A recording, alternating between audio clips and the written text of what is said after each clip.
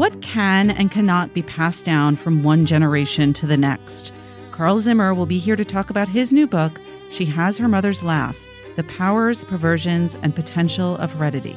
Why would you want to take up Zumba in middle age? Henry Alford has his own reasons, which he will share when he joins us to talk about his new book, And Then We Danced, A Voyage into the Groove. Alexander Alter will give us an update from the publishing world. Plus, our critics, Dwight Garner, Paul Siegel, and Jen Salai, will join us to talk about the latest in literary criticism. This is the Book Review Podcast from the New York Times. I'm Pamela Paul.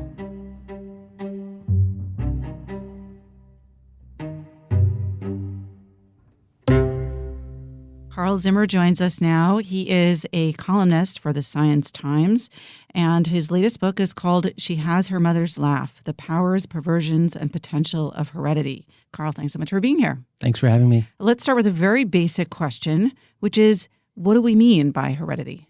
I think it depends on who you ask, but for me, heredity are the ties that connect us to the past and will connect us to the future. Some people think that just means genes, but in my book, I try to make the point that it's actually a lot more than genes.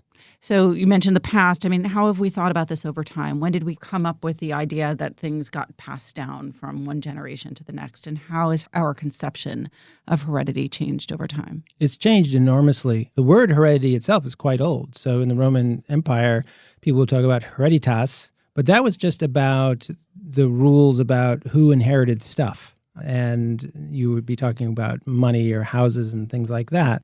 The idea that there were these invisible biological things that somehow were bequeathed from one generation to the next just didn't really enter into it. They would think about similarities between the generations just in terms of the environment, say. People who live in a hot, humid place all look the same because they live in a hot, humid place. It's obviously also a concept that has been politicized and twisted and misunderstood. The most obvious thing that people think of is eugenics and things that people have said about race and heredity and intelligence and heredity. This is a tricky kind of area to wade into. How controversial is the science itself? Well, you have to just face head on the racism and eugenics that was very much at the heart of a lot of our fundamental ideas about heredity that started to emerge, really starting in the 1500s and into the 1800s. And those are really intertwined with how those concepts first emerged. So you can't ignore them. Mm-hmm. On the other hand, just because eugenicists thought that intelligence was inherited doesn't necessarily mean that that's entirely wrong. The fact is that there are genes that influence intelligence. But as I talk about in my book, it's a far more complex, subtle thing that we're talking about. It's not the simplistic idea that you inherit all of your intelligence from your parents, and therefore we need to prevent people who we deem, quote unquote, feeble-minded from having children, which is what people did a century ago. They led to sterilizations in the United States, led to banning of certain countries from immigration. And then in Nazi Germany, they took these ideas and went to far greater extremes. So it's not a case that the science is very sort of clear-cut and straightforward and that people are twisting it, but also that the science is complicated and people perhaps don't understand it? Well, I think part of it is that there are sort of pre-existing biases, and then when science starts to emerge, sometimes people, including scientists themselves, will grab onto those preliminary results and say, aha, you see, I was always right. Mm-hmm. And so the idea of eugenics actually started really in the 1880s. The word was coined by Francis Galton then. So that is, well over 20 years before the science of genetics even got started. So once genes come into the picture as this hereditary molecule, then people say, aha, we have it all figured out. It's genetic, and we can figure out the gene for feeble-mindedness, and therefore we can put out all these social policies that we were already talking about.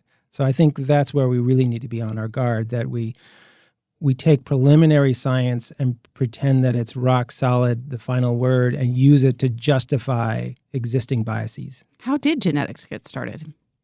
Well, it kind of got started by rediscovery. Mm-hmm. There were these scientists around 1900 who were doing all sorts of breeding experiments, and they were also studying cells, and they were seeing that these things called chromosomes inside of the cells are doing very interesting things, and they wanted to understand what is the basis of heredity. And several of these scientists were basically handed a manuscript or discovered it for themselves by this long-forgotten person named Gregor Mendel. Mm-hmm. Gregor Mendel had done these very elegant, simple experiments a few decades earlier with pea plants, and he saw these classic patterns that we now learn about in high school. But at the time, Mendel didn't really know what to do with them, and neither did his peers, and so they sort of were largely forgotten until the early 1900s, and then suddenly we had genetics. I think the way that most people think about genetics is on a very personal level. And you start off your book when you and your wife are expecting your first child, I think in 2000, right? Mm-hmm. And sort of the questions that you find yourself asking or being asked in the obstetrician's office.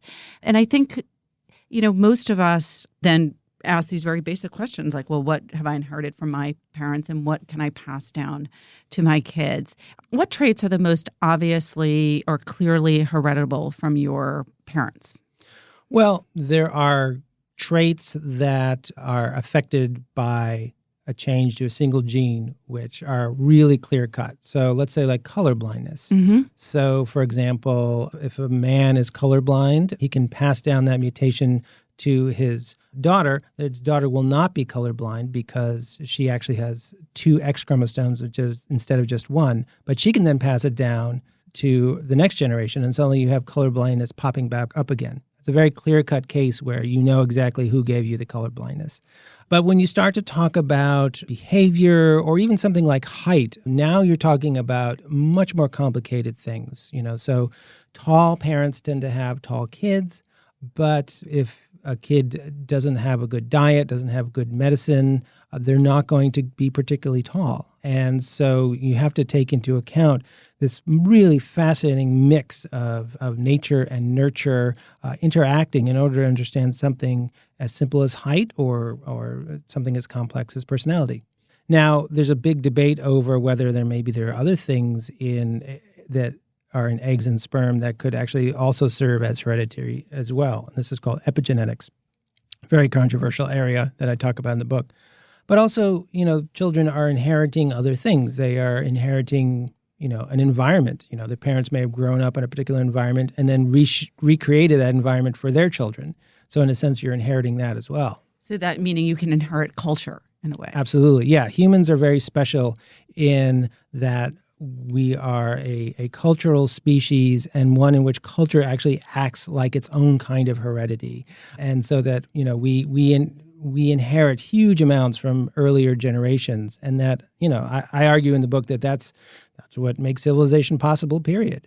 All right. You brought up epigenetics, which is a very popular idea right now, one that I think most people don't necessarily understand. So what is epigenetics and why is it controversial? Well, epigenetics raises this really tantalizing possibility that makes it so exciting, which is that maybe your experiences can change how your genes work. Mm-hmm. And so maybe that could be in your own lifetime. And so this has created a big sensation. I mean, popular culture has really embraced epigenetics. Give an example. How would that work? It's possible, for example, that let's say that you smoke. And the experience of having smoke in your lungs, some research suggests, may actually perhaps shut down certain genes in the cells in your lungs or switch other ones on just long term. These are going to be like long-term changes that you're triggering in how your genes in your lungs work. And maybe that has something to do with some of the diseases that come from smoking. So that would be one example. Could it be propensity for addiction, for example? If you smoke, then you have developed an addictive behavior, and then therefore your child might then be susceptible to addictive behaviors? Well, this is where epigenetics, which gets really controversial, which is could the experiences that you have that alter how your genes work then actually influence how your children's genes work? Somehow you could pass that down to your kids and their kids and their kids. There's a lot of debate over whether the evidence is really solid in humans, but, there's some very remarkable experiments in mice, for example, where if you stress out male mice and then they mate with female mice, their offspring will have unusual sort of stressful type behaviors, and so will their descendants. That's going to terrify people that you can inherit stress. And that is why we need to be super cautious about embracing these results, because it really feeds into sort of the stories we tell about our own experiences. And that's why epigenetics is like all the rage. You can take epigenetic yoga classes, I learned. There's solid evidence with plants with Yes. regard to epigenetics. Give an example of how that works. Well, so with plants, if a plant experiences a drought, for example, its seeds will give rise to plants that are going to be more ready to respond quickly to that kind of a stress in the future. And then that gets carried down in future generations. And it's not in their genes. It's something else that they're passing down, other molecules that were triggered by that experience. So if you're a plant, yeah, epigenetics is a big deal. But we're people, so, we have to wait and see. But you did perhaps what is the most kind of immersive investigative journalism that one could do in this area, in that you got your genome sequenced for your research of this book. How does one do that? Can anyone just go out and say, hey, I want to have my genome sequenced? Not really. We're just starting to get there. So millions and millions of people now are going to places like 23andMe and Ancestry.com to get their DNA tested.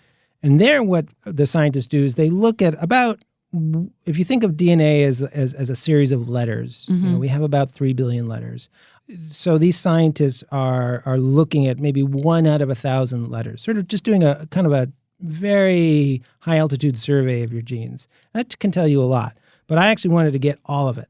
So I managed to get my DNA sequenced and get my hands on the raw data on an external hard drive. And then I would just take it to scientists and say, show me what's in here, what's going on in my genome. Not that I'm particularly special, but I just wanted to see how you learn about yourself by going deep in your genome. And it was, I have to say, quite fascinating to see what they would find.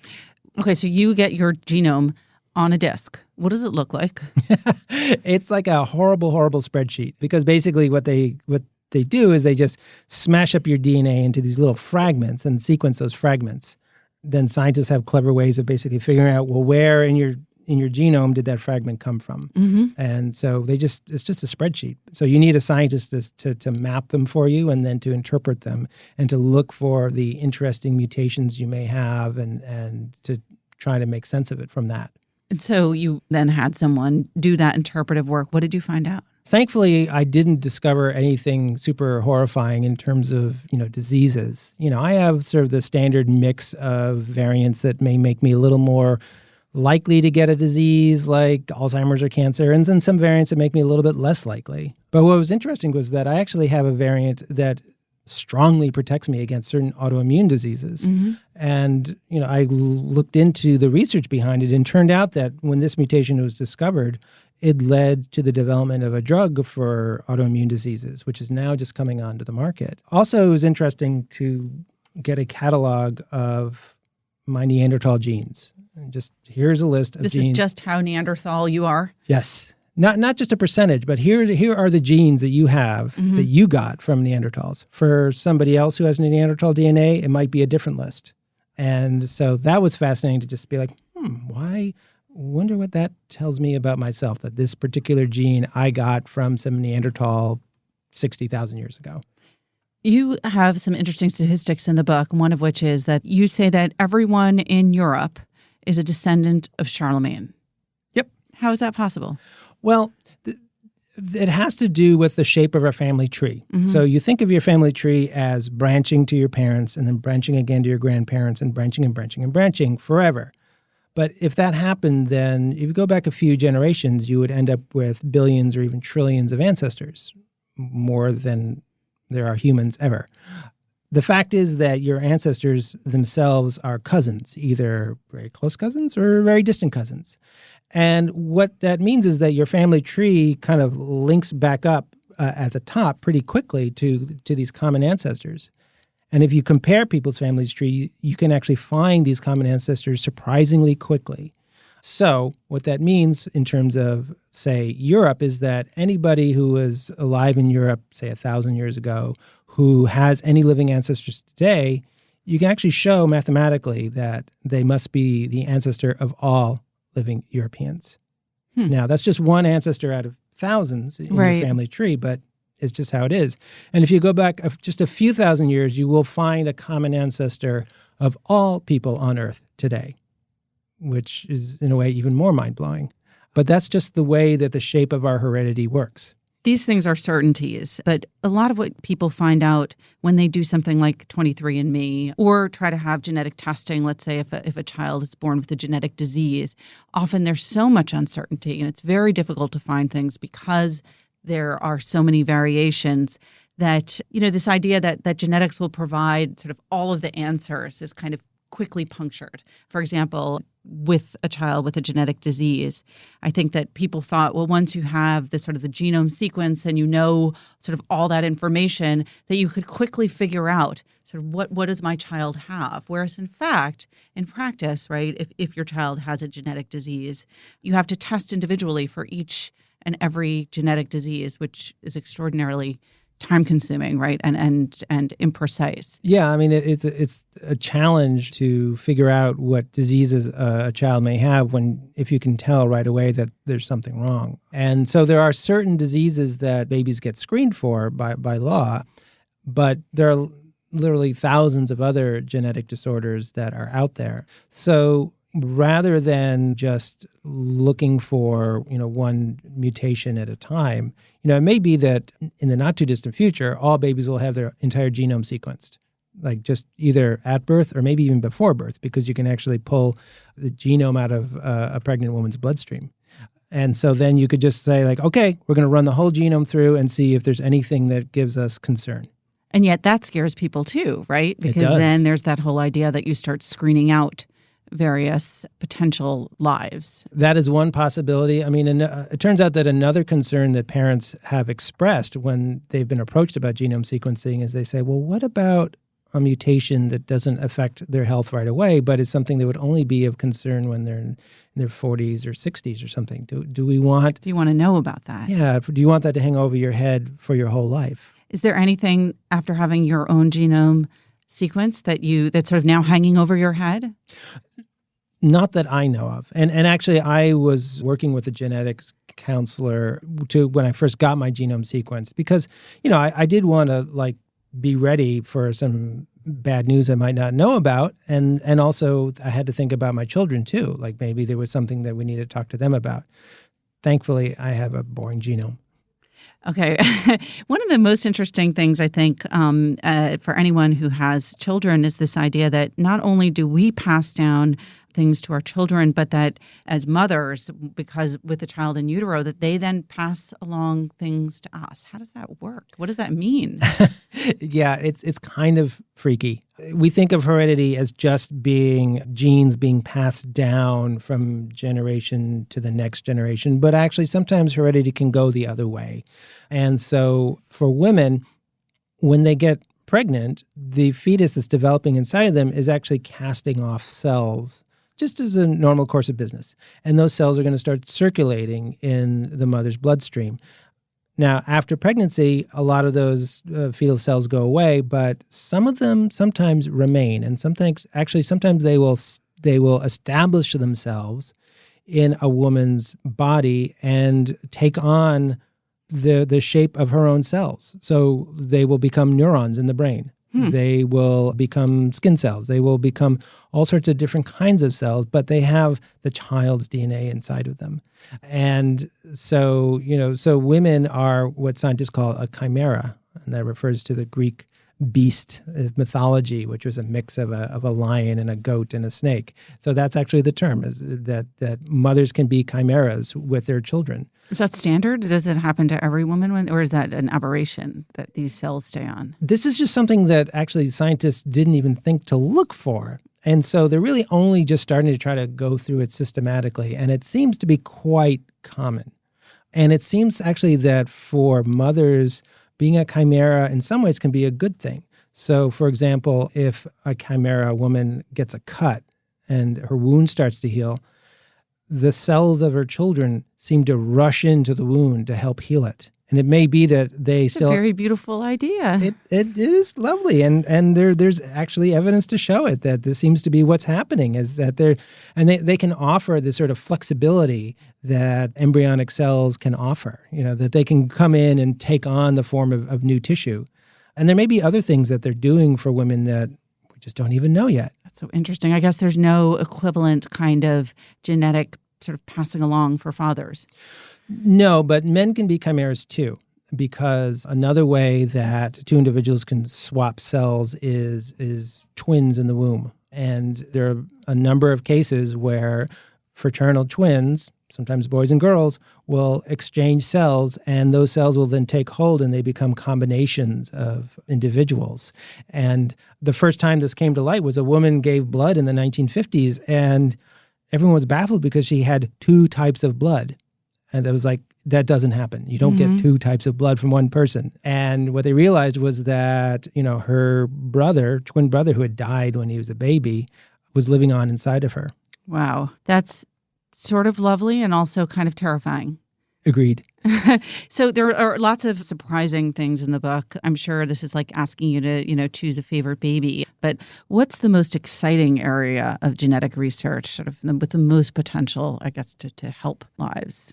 Well, in terms of helping lives, I actually think that the ability to sequence DNA and then to edit it is actually quite exciting. There are hereditary diseases that in the next few years may possibly be able to be cured by going in and just changing the DNA in people's cells. And this has been a dream for decades, and we're closer to it than ever. There's still a lot of work to do, but for someone with sickle cell anemia or Huntington's disease, we might actually be able to treat these diseases at the genetic level. And I think that's exciting. All right, I don't want to bring it down, but I have to say, because you wrote about this for the Times this week, that there were some sort of disappointing results, right, with gene editing for cancer treatment.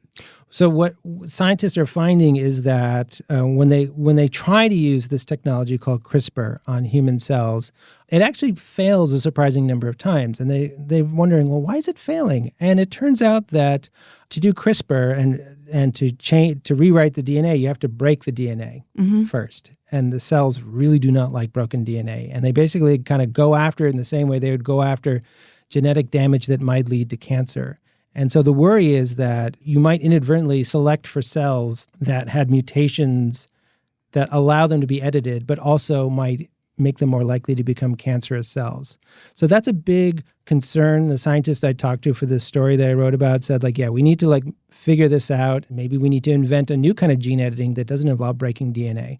I don't think it's going to stop the field of gene editing, but it's definitely a serious concern. All right, my effort to bring it back to one last positive, happy note, and we'll go back to your title for that. She Has Her Mother's Laugh, which was about your daughter. Does your daughter have her mother's laugh, and is that something that she inherited? I think she definitely has it. No scientist has done a study on the genetics of laughing. There's no evidence to look at. And so, I sort of put that out there as one of these enduring mysteries of heredity. We can see that we have these connections between the generations, and we want to know what that connection is. And sometimes science is able to tell us, and sometimes we just have to be satisfied that it's still a mystery. All right. Well, plenty of mysteries yet to uncover, but some uncovered in this book. Carl, thanks so much for being here. Thank you. The book, again, is called She Has Her Mother's Laugh, The Powers, Perversions, and Potentials of Heredity by Carl Zimmer.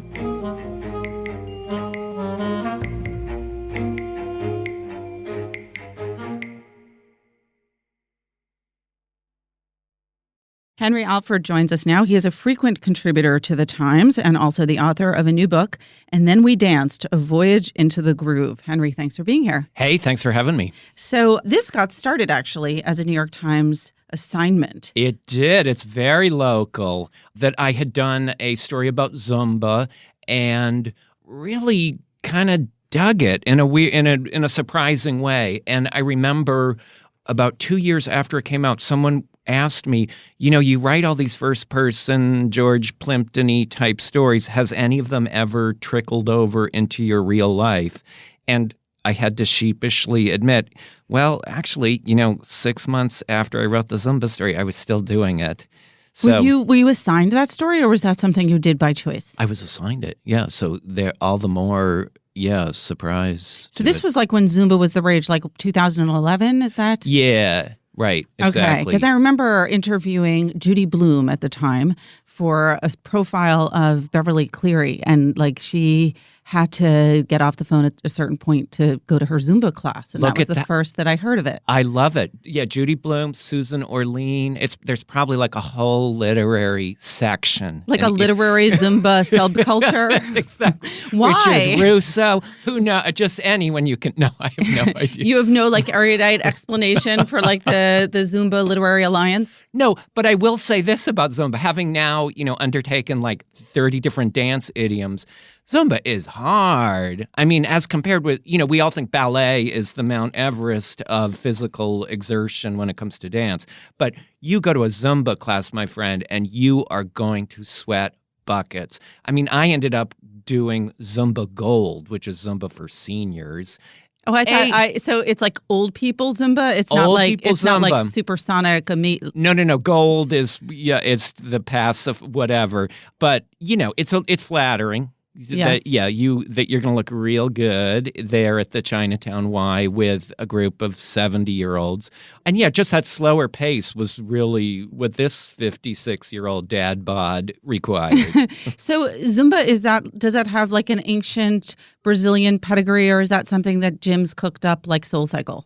It got cooked up in the 80s. A guy who was an aerobics instructor, late for class, forgot his music, and instead pulled out of his bag a bunch of reggaeton and kind of funked up classics, and just sort of devised this thing on the spot. And then, it took over, and it's huge at this point. What does it require? Zumba? Yes. Well, you want sort of militant eagerness, tight, stretchy clothing, and just, a stamina that is just from another planet. I mean, I have the stamina of like a 4-year-old with the flu. So I'm already in any dance class, I'm going to be at the back of the room, maybe taking a little rest. But for Zumba, I'm just... Because I was going to say, like, you were in your late 40s when this assignment happened. Did you feel sort of physically up to the task? It sounds excruciating.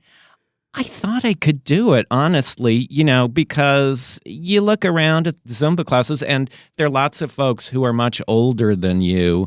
You do like a quick kind of like looking at the competition and seeing the people. Oh, totally. I totally like size it's like up a gym the room. Class. Yeah. And there's always, the lovable 60-year-old women. There's always like a tall, storky brunette who is or is not actress Catherine Keener. There's a real kind of typology to dance classes. Second runner-up in the Catherine Keener lookalike contest. Exactly. There's like a subset too of dances that seem to me to appeal to the I'm going to pick this up in midlife types of dances, like belly dancing, swing dancing. Is that true? Well, I mean, certain idioms are easier for the uninitiated body, shall we say. So swing dancing, you probably could do. I specifically, swing is not a good fit for me because I have a bad back, and swing can be very bouncy. So the hardest ones for me were swing and hip hop, which is also you're popping up and down a lot. Well, hip hop is like for 4-year-olds now. Yeah, exactly. Right. You can have a birthday party with the yoga clown and then the hip hop clown and the face painting booths. So for most people, I think swing dancing, great. Ballroom, lovely, especially what they call the smooth dances, because there you're not going to be working that lower back. What are the smooth dances? The waltz? The smooth dances are things like waltz, tango, as opposed to Latin dances where you're doing this, what's called Cuban motion. So, see, this is where I feel like we're on a podcast here, but we should have a video component because, for the record, Henry Alford is demonstrating some of the moves while we talk. There's a small amount of gyration. So just imagine that as you listen.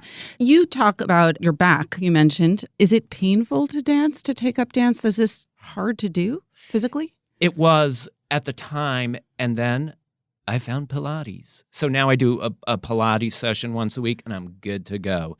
Weirdly, of all these dances that I tried, jazz, ballet, tap, Buto, Zumba, swing, yada, yada, yada, the one that I end up doing, which is to say every Saturday I go down to a studio in Soho and do for 2 hours, is this thing called contact improvisation, which is very gymnastic, like you're rolling on the floor, you're body surfing over someone on the floor. It's all about bodily collision. That sounds painful. Right. Yeah, no, go figure. But I can do it because it is purely improvised, so I can get out of any move that doesn't feel right. And I guess, yeah, I've just been doing it long enough now that I know how to navigate it. I don't understand it. It sounds like grown-ups getting on the floor and playing. Yeah, no, and there's a good bit of that. If you have ever seen the group Pilobolus, it's the gestural toolkit that they began with. Pilobolus was 4 dudes who were going to Dartmouth in the 70s. They sort of accidentally end up in a dance theory class, and Alison Becker Chase, the woman teaching the class, realizes, well, I have these 4 non-dancers. What can I do with them? So she teaches them these things about leaning on one another, about putting your body weight on top of the other one, things that don't require you to lift your leg up to your chin, or, things that we associate with the hardcore dances. And yeah, I can do that stuff. I can roll on the floor. Wow. I find these origin stories fascinating. Like, is this how dance crazes begin? I think so. Yeah, usually, well, what's really cool with the dance crazes is the way that they morph, like that Running Man challenge of 2016. So that was a couple of teenagers in Maryland, I believe, who were just fooling around to some rap music. It gets picked up by NFL and NBA players who start doing the Running Man challenge to sort of build team spirit and psych out the competition. Then it gets picked up by police departments who start making these Running Man videos, and this is right in the midst of Trayvon Martin and all the black. I mean, that would seem like the cultural kiss of death if the police are doing it. It's true. It's like when Rudy Giuliani started doing drag. It's like, drag is over. Okay, that's it. Way to kill something. Yeah, drag is the new mime. And in fact, as far as I know, that was its last iteration, was the police department. But for the cops, of course, that was like this incredible form of brand management. Look, we're fun-loving dudes, and despite what you read in the newspaper, we're just all about precision choreography. Maybe. So how did you go about turning this sort of research into a book? It starts with a Zumba class. You end up continuing the class. Again, this is just for your fun and well-being. Yeah. Or did you sort of go from Zumba into something else? And then how did you then turn that into a book? The genesis was really, so did the Zumba, did 6 more months of it. Then I had about a year-long pause. Then I started dancing in my living room after dinner. I was really stressed. I was writing a lot for the Times, which That's very stressful. It's super stressful, and needed some kind of bodily thrashing to be able to do, ideally at night, ideally in my own home. So, I'd put on some Beyonce and just start grooving. And then I told a friend about it, and she said, oh, well, you can take this slightly unattractive habit and get it out of the home. There are other Were there objections within the home to this dance habit? No, I think my boyfriend was curious. He did not join in for about 9 months, but now we dance together and I live. Yeah, so he's come full circle. And, there is this famous dictum that a good dance is better than sex. And I will say, not to get too TMI here, but there is a lovely injection of sensuality that, dancing in your living room with your loved one can bring. We're people who pack each other goodbye in the morning when I head up to the office, and maybe there's a little kiss at night, and sometimes that's it, for the day. We've been together 15 But dance has changed all of that. Well, I don't want to exaggerate, but I'm saying sometimes we will start dancing in the living room, and I will realize this is my first sensual act of the day. And that's kind of a cool thing. So your friend suggests you sort of take it out of the home. Yeah, so get it out of the home. So first I started with a a form of ecstatic dancing called 5 rhythms, which is group dancing. You don't have a partner. They're playing music of 5 different rhythms, and you're just kind of grooving and shaking. And where does this take place? Like, is this in gyms or dance studios? How do you find these things? this is in dance studios. So this was mostly at Joffrey Ballet, or there's a very gorgeous space in the West Village that is the Martha Graham School. And I dug that. But it's no partnering, no technique. So you kind of grow, not tired of it, but used to it. 5 Rhythms also has the things that the teachers say to you. Like one prompt was, give permission to your armpits. Now, I don't know about you, but mean? Yeah, right. I mean, that is a part of my body that does not need permission. That it is working all on its own. Or another time, the prompt was unreliable spine. It's like, what do I do with that? For someone with back problems, too. Yeah, right, exactly. It was weird. So while I was doing that, one day I see 2 people kind of leaning on each other and lifting one another up. And someone told me, oh, that's contact improvisation, and sold. Yeah, so then I started doing that, and I've been doing it for almost 4 years now. Yeah, like 3.5 years. So for the research for the book, you explored all of these various dances yourself, so immersion journalism, but also did some research into the history of dance and some of the key figures. Yeah, so right around in there, I met with the folks at Simon & Schuster who wanted me to do a book. And we started talking about dance. And I said, I've been dancing for a couple years now. I don't know if there's a book in it, but what would that look like? And we just started talking about it.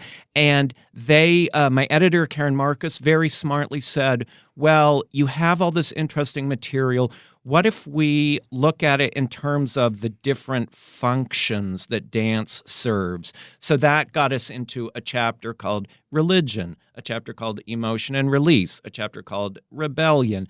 And that way I could meld my first person stuff with the Bob Fosse story, the Martha Graham story.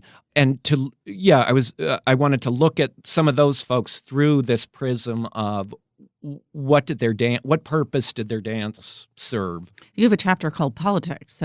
And politics, yeah. What's that about?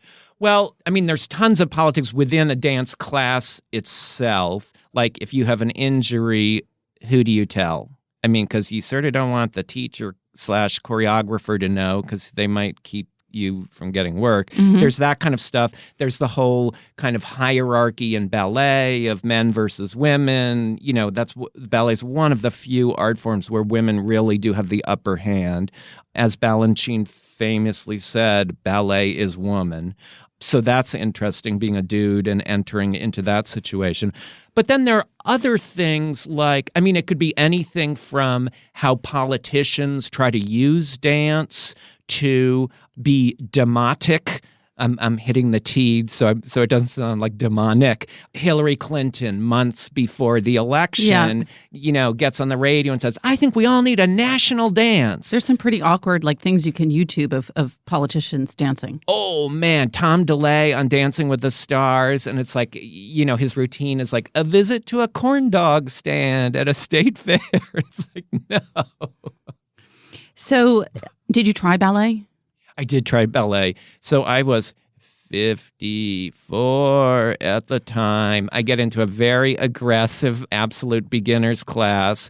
The first thing she has you do is put your right leg up on the bar, pivot at the waist, fold at the waist, put your palms on the floor, and then keep going. Put your forearms on the... I can't begin to explain how hard that was for me. But, there's something it's almost like a form of meditation or something, ballet, because there's so much repetition in a class. You're doing those tendus, the little leg lifts. And so as hard as it is, it's weirdly calming. Was it the hardest dance physically? I'm going to say Zumba first, then ballet. That's crazy. Right, I know. But the beauty of ballet is the the middle part of a ballet class is called center, where you put the bars to the side of the class, and you're just standing in the middle of the room, and you're doing adagios. And Grandpa likes the adagio. That I can do. Yeah, because, as with an isolation in jazz, if you're moving either very slowly or if you're just moving your arms, it means everything else can rest, for the first 3 counts while you're working that tiny little micro move. Well, it sounds like you nonetheless picked these things up. So I have to ask, are you a natural dancer? Like, were you one of those kids that would always be, getting out and dancing during any kind of family event or? No, but I'm not a natural wise ass or cut up either. So for me, it's all unnatural. It's all unnatural. And that's why it's also staggeringly awkward. No, just that I think that both dancing like writing is, because I'm not that person. Yeah, I think I want to be that person. My MO has always been, I want to be the center of attention, but I don't want to be in the room while it's happening. Thus, I'm a writer. But dancing, yeah, because, the more you watch dance, the easier it is to think, oh, that's gorgeous, what those people are doing. I would love to try my own approximation of that. And if I naturally gravitated to it, I think I probably wouldn't be doing it now, weirdly. So I know that you don't like the word therapy. I'm not sure if it's for sort of philosophical or temperamental reasons, but is there something therapeutic about dancing? Oh, totally. Yeah. No, yeah, I'm very uncomfortable with therapy or self-help, but I will say that I'm mildly insomniac, mildly depressive. I have, weight fluctuations. And yeah, all 3 of those things, dance is really great. Really? So you sleep better, you're more physically fit, and you feel happier? Yeah. Sleeping is the only one that I would put an asterisk next to, because if I dance at night, that does keep me awake. But if I dance during the day, yeah, that's a great sleep because you're exhausted. And physically, yes, there is a new pertness to the Alford buttock that radio listeners unfortunately cannot appreciate. Oh, and depression. Yeah, I'm someone who around 4:00 of an afternoon, I really go into the valley. And I think that that's just, it's this thing about I have so little stamina, and dance is helping me build that up. So you compared earlier dance with writing as a kind of art form. What makes dance unique if compared with, say, taking up painting or, drawing or sculpting or writing for newspapers? To me, it's hard to explain, but there's something about dance where when you have a good dance with someone, it's realer than real. That if you both invest in the metaphor of it, then suddenly all of your insecurities are insignificant or go away. And you are Nureyev, you are Margot Fontaine or whoever, that there's something about the fact that it's not bound by, we're people who use words to pinpoint and specify stuff. So you're outside of that realm. And yeah, if you can really sort of hunker down into it, yeah, it's weirdly powerful. It gets you out of that kind of wordy headspace of the writer and is sort of freeing. Absolutely. And I don't know if this is the case for you, but I do go around. There's a slightly self-important narrator who's narrating everything. Of course. Yeah, right. So he goes away. Yeah, and I can't hear him. He's not writing a dance criticism, like a review of your dance while you're doing it. Exactly. No, and interestingly, they've done studies with dance, with various activities about what's most effective at warding off dementia. Mm-hmm. Is it doing crossword puzzles? Is it riding a bicycle? Is it doing dance? And dance scores much higher than these other 2 activities. Not only because it's full body, but because it requires a lot of fast decision making. So for me, The only two things that shut up the narrator in my head are swimming or dance. Wow, better than Ken. All right, since you brought up dementia, tell us about something you write about in the book, which is your volunteer work as a volunteer dancer in a senior citizens home. Oh, that was the most moving part for me, definitely. So this is a group of, it's probably a community of 20 seniors who show up at a senior center in Chelsea to dance on Friday afternoons. And they're all in various states of dementia. And I did it for about 9 months. And weirdly, even though I do this contact improvisation where I'm draping my body over strangers' bodies, this dancing with the Alzheimer's folks was kind of weirdly more intimate because you're in a tiny enclosed space, lots of eye contact. You don't know where these folks are on the spectrum. And, they're of a certain age. So for whatever reason, issues about do I touch, do I initiate dances, do I have to, all that stuff is pretty freighted. The most vivid memory I have of that is there was one guy who was sort of like an Abraham Lincoln, so clearly pretty far along on the Alzheimer's spectrum, never engaged in any of the dancing. But one day he did. He's sitting in the circle. We're seated in a circle of chairs, and we play that game where someone starts a gesture, and then everyone copies him, and then when that person's done, they look at the next person seated next. You pass the gesture along. So this guy Leonard, it's his turn to do it, and we think, oh, he's never going to do anything. He's never danced, but he puts his arms out and starts doing this octopoidal tangle with his arms. That was so beautiful. The woman sitting next to me gasped. And he's doing that. And then Karen, the teacher, says, okay, Leonard, when you're ready, pass it along. And he looks right at her and still moving his arms in this octopoidal tangle, slowly raises his middle finger at her. Wow. Yeah. What he'd been longing to say for a long time, perhaps, and could only do so through the dance. Exactly. So you can say stuff, through gesture that, you're probably too afraid to say with words. Well, let's end there, since that's all there is to say. Henry, thank you so much. Thank you. Henry Alford's new book is called And Then We Danced, A Voyage into the Groove.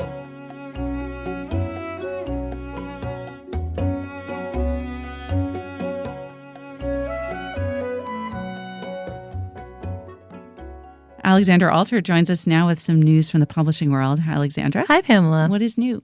So one of the biggest books of the summer came out last week, and everyone was sort of curious to see how the sales were. Fiction sales have been sort of soft for the last few months, so people were curious to see if this could break the mold. And the book, of course, is The President is Missing by Bill Clinton and James Patterson, an interesting collaboration. And it sold about 152,000 hardcover copies in its first week on sale, according to NPD BookScan, which just tracks the print book market. And that's roughly like 80%? Roughly 85% of the print market. So, of course, this isn't the whole picture. There's ebook sales that aren't accounted for and audiobooks. The book went on sale with a first printing of 1.2 million copies, which was, ambitious and in line with the sales I think they were expecting. Little Brown and Knopf jointly published this book, said that it was the best first week sale for an adult hardcover fiction title since 2016. You can see all those modifiers in there. I was going to say, it's like one of those things, like if you see one movie about killer bunny rabbits based on a graphic novel this year. This is, obviously not holding up against some of the biggest nonfiction titles that have come out this year, including James Comey's book, A Higher Loyalty, which had a much stronger first week on sale. The hardcovers were 360,000 copies.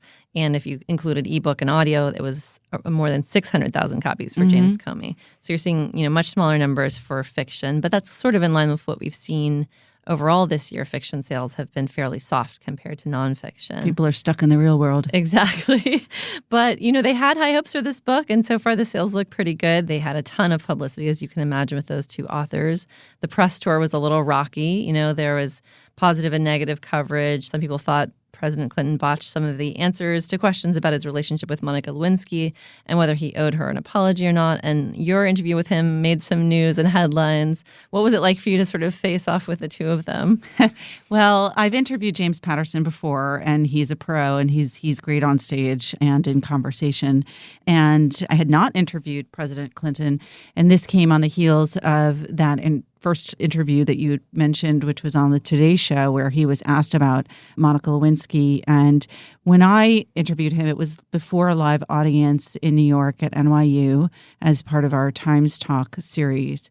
And he had just come from the taping with Stephen Colbert, which then aired that night. And so I think that he had clearly sort of gone back with his team and rethought. And he's such a professional that he had sort of come up with a new way to address those questions. And so I asked him, if he had been surprised to be asked by the Today Show about Monica. And he, said it was not his finest hour, which is what he then later said on Stephen Colbert. And then I asked him a couple of other questions following up on that. One thing that had struck me from his interview on the Today Show was he was very specific that he had apologized publicly to Monica Lewinsky and to her family and to everyone. And I thought, well, why not privately? Right. And he was very specific about that. So that's what I asked him about, why didn't you apologize privately? And then I asked as well, there was a piece that Monica Lewinsky wrote for Vanity Fair in the wake of the Me Too movement, in which she said that though she didn't think so at the time, with 20 years distance, she believed that because of the power differential between an intern and a sitting president, that there was inherent exploitation or sexual harassment in their relationship that she now sees. And I asked him if he agreed. He did not like that question, right? Not surprisingly. And I think he has many fans and supporters, and the audience certainly didn't like that I asked that question. And the purpose of the talk was obviously to discuss the book and the issues raised by the book. But given that this was in the air, there was no way that he couldn't expect those kinds of questions from a journalist at the Times. Exactly. And, any publishing event these days does seem to have a Me Too component, to be honest. So I'm not surprised that those questions were raised. I think he should have been prepared for them. But it was interesting talking to the two of them about the book. There are a lot of other issues raised in the book around cyber terrorism, around contemporary geopolitics. And also, of course, this is a post-Trump election novel. And so they were writing it, in the context of these times. And because the main character is a president who will deliver some speeches and pontificate, it's natural for the reader to wonder, well, how much of this is Clinton sort of channeling his own perspective on our current political climate and situation. And there's a lot to read into there. Yeah, that's fascinating. I mean, I actually wondered if that gave this book a boost over other fiction titles. I mean, if you compare sort of nonfiction to fiction so far this year, or even going back to last fall, if you look at Bill's sales versus Hillary's sales, Hillary Clinton's memoir, What Happened, sold more in its first week than this novel. It sold 168,000 hardcover copies in its first week. But if you compare political fiction to kind of run-of-the-mill fiction, Stephen King's new novel, which came out recently, The Outsider, sold nearly 97,000 copies in its first week, which was great. But you can see the sort of the political intrigue adding, plus those two big names kind of adding a boost possibly to this book. Well, they're both big books, I guess, in terms of the authors and also the actual size and length, which I guess will give people plenty to read on the beach this season. Yes, that's true. All right. Thanks, Alexandra. Thanks for having me.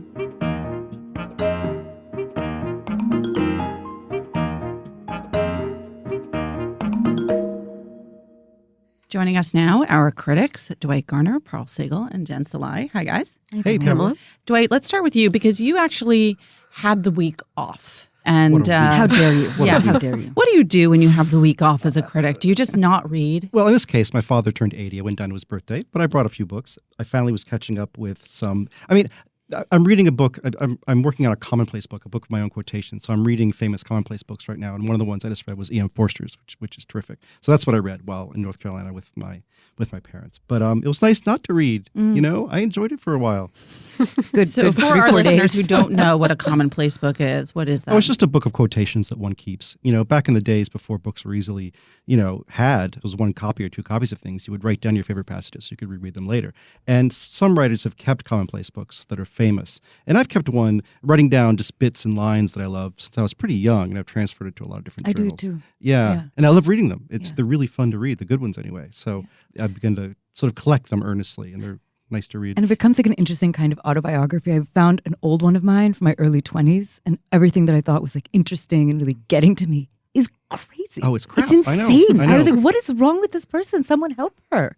It's like savage, weird. I mean, it's like the things that appeal to you, or the just things I was like, this is the truth, man. This is how it is. Well, These are the I people know. that get it. Versus, like, I'm sure now it's also it's embarrassing, isn't it? It's great. It's like reading a Kindle with the underlines turned on. With other people, what things other people underline always makes me want to sort of run and find a hole to get sick in, because people underline the sort of the obvious, most sort of banal things, like happiness is a warm sunset. I mean, that tends to be underlined in a novel, whereas the great line about whatever, being out in the town is not underlined. And so the things I collect tend to be the darker things. And do you handwrite this? Is it like a journal? Is it in like an actual book, or do you It do was it in on journals when I was young, but now it's just a bunch of computer files.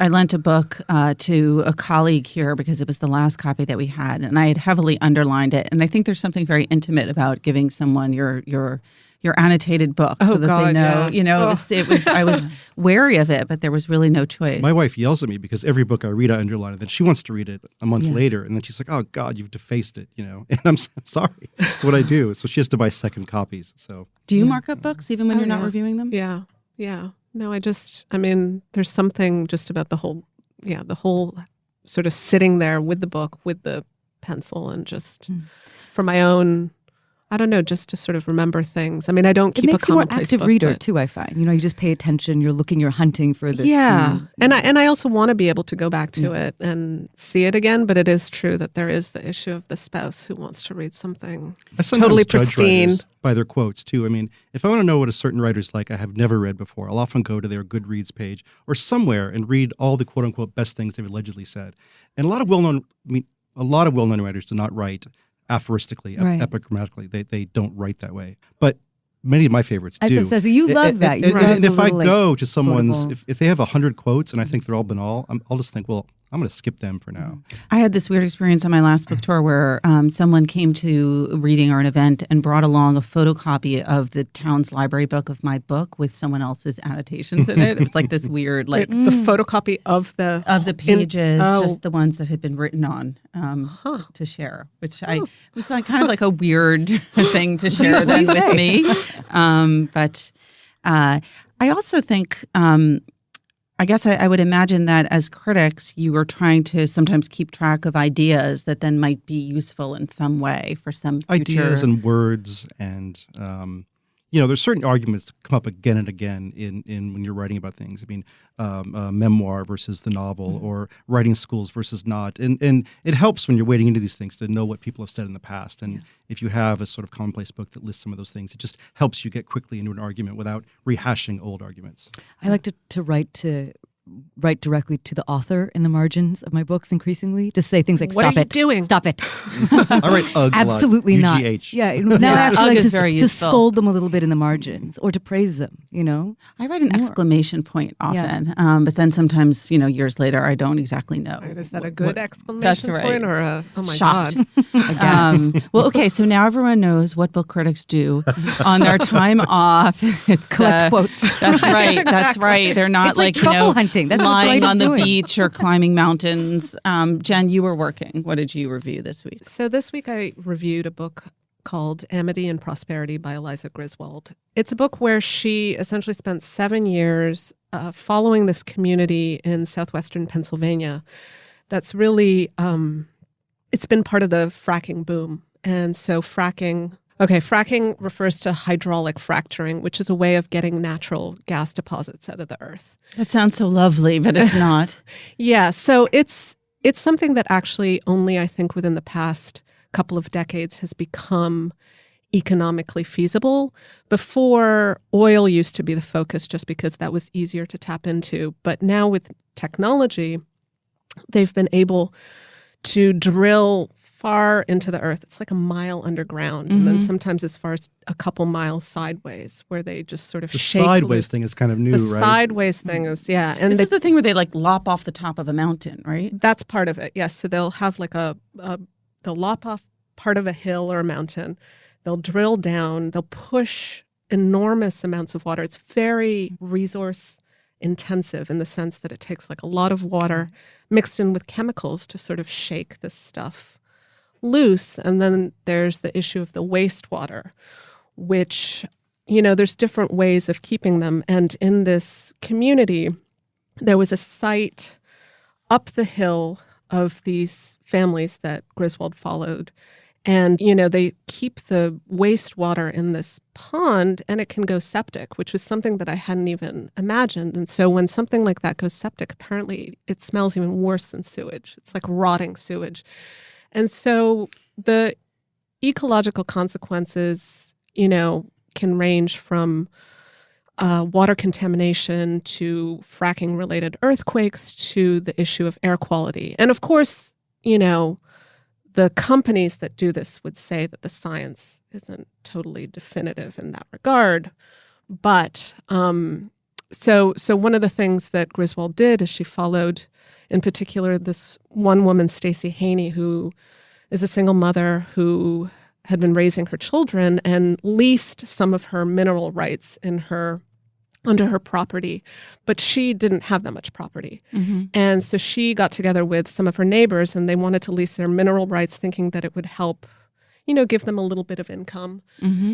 They didn't get lawyers to help them actually arrange the leases. The whole thing got complicated also because, as I mentioned, on the top of the hill, there's this huge site owned by bigger property owners that really had all the waste ponds and all this stuff. And, according to Haney and the people who live downhill, they were saying that their wells had been contaminated by this big site. So, because if you're putting all of this wastewater into a pond, it's not like a pond is self-contained from the rest of the environment. They right? line it with stuff. So this was also part of the thing. They would line it with 2 layers of plastic, and supposedly there was a leak detection system, but where they placed the leak detection system was underneath both layers. So by the time it detected a leak, it's already too late. It's in the soil.